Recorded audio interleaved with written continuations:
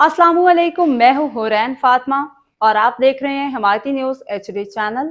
नजर डालते हैं आज की अहम खबरों पर। इस्लामाबाद वज़ीर आज़म शहबाज शरीफ ने गवादर में पानी और बिजली के मसाइल हल करने की हिदायत कर दी। वज़ीर आज़म शहबाज शरीफ ने गवादर में पानी की किल्लत पे इजलास की सदारत की।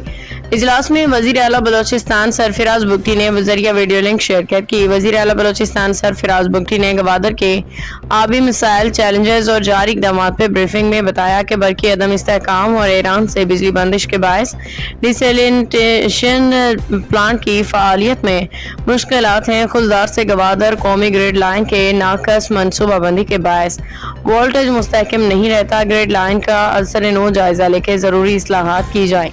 वज़ीर आज़म ने हिदायत की कि वफाकी वज़ीर पावर डिवीजन, मनसूबाबंदी कमीशन और मुतल्लिका सेक्रेटरीज 15 अगस्त को गवादर पहुँचे। वज़ीर आला बलोचिस्तान की मशावरत से गवादर के शहरियों का बिला ताअतुल पानी की फराहमी यकीनी बनाई जाए।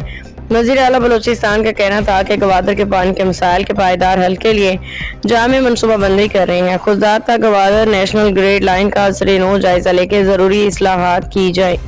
बाखबर रहिए हर जगह हर वक्त, जानिए मुल्की और गैर मुल्की हालात और वाक़यात